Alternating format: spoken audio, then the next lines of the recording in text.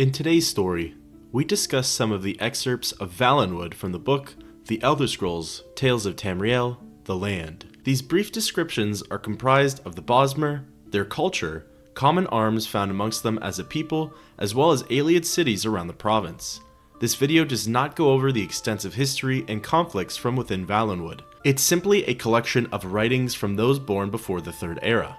While some may deem not as important as other details, you never know what you might learn of or have an interest in from this compilation. Without further ado, sit back, relax, and enjoy the readings from the Elder Scrolls. Valenwood, a study by archivist Ender Anande. Life for many in the Altmerry Dominion begins in Valenwood. Green, forested, filled with a variety of plant and animal life, and home to some of the first elves from Old El Nofi. Over time and through generations, these early settlers adapted to the woods. They learned stealth and cunning by studying their new prey. Eventually, they became wood elves, or Bosmer. Slighter than the Altmer, intense and agile, the Bosmer are renowned archers and scouts. Fierce combatants, the Bosmer have an unusual advantage, the Green Pact. According to Bosmer legend, Ifrei, the forest god, offered them a way to defeat their enemies, providing they did not consume, harm, or harvest any of Valenwood's plants. Many have heard of the Wild Hunt, one result of the Green Pact. Of this ritual, I will say no more. The Bosmer welcome those who come to Valenwood seeking refuge from other lands. In this regard, they are quite unlike their pure Altmer cousins.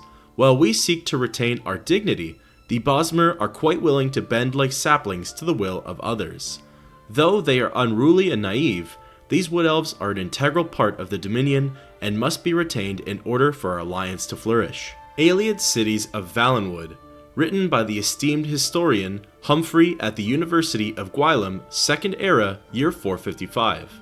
Being a survey of the triumphant settlement of the Heartland High Elves in the southern regions, an excerpt. At this point, we should mention the remarkable cities of Sayatatar and the alien settlement beneath what is now modern Breville. These cities, along with the Valenwood cities of Haven, Woodhearth, and Sylvanar, all flourished as a result of increased trade after the establishment of the Great White Gold Tower. Of note in particular is the university and libraries at nearby Elden Root. The aliens there built their city in and around what is called the Elden Tree, or the First Tree, believed by many to be the tree that seeded all of Valenwood. Both Haven and Woodhearth were destroyed utterly by the sieging memoir, who cared little for the advanced and enlightened ways of the Valenwood Aldmer. Marching inland, they plundered not only the Eldenroot Enclave, but also the Great Tree itself. What villainous tribe would injure and pillage such magnificence? It is possible that the Meomer had broken the Altmer traditions of racial purity and intermingled with indigenous, bestial tribes of Piandonia. This would explain their savagery and lack of regard for the greatness of mainland elven culture. Common Arms of Valenwood, by Mistral Aurelian Terrasgore. Metal weapons have never been widespread in Valenwood. The Wood Elves' Green Pact prescribes the use of wood to kindle forge fires, though in some areas, the burning of peat or coal can get kilns up to metal forging temperatures. Other Bosmer make do with bone clubs or use axes and spears with blades of stone or obsidian. In the coastal towns such as Haven and Port Velen, Bosmeri swordsmanship has benefited from the tutelage of Altmer advisors and a reliable supply of imported metal weapons. Strangely, the High Elves are not similarly appreciative of the Bosmeri composite hornbows, which are arguably the finest in Tamriel. While some have described the Dominion as an alliance of mutual convenience, I would characterize it as one of mutual exasperation. Swordsmanship is a case in point. Few Wood Elves have the mental discipline for traditional Altmerry martial schooling. They are easily distracted and have no patience for the philosophical aspects of the training. Altmerry masters, who describe their system of swordsmanship as proper conflict, refused to adapt their techniques to the smaller stature and shorter reach of their pupils. So, the Bosmer returned to their traditional method of warfare, archery. By the age of 14, a Wood Elf youth is proficient enough with the bow to accompany hunting parties. Long-distance archers are called jockspurs. The style of draw used by jockspurs has been described as snatching and releasing in one continuous motion. This allows a jockspur to maintain a very high rate of shooting, though years of training are required to be accurate at such speed. The Bosmer are perfectly willing to purchase and use wooden bows and arrows crafted by the other races, but the Green Pact prevents them from making any of their own. Traditional Bosmer bows are crafted from horn and sinew. Strings are also made of sinew. Khajiit gut is said to work best, and is thus prized among Valenwood archers. Bosmeri arrows are carved from bone, and fletched with the feathers of various bird species. The Wood Elves believe the source of bone used influences the characteristics of the arrow. Mammoth bone arrows are thought to strike with enough force to knock down a target. Bird bone arrows fly faster and more accurately. Senge tiger bone arrows deal extra damage.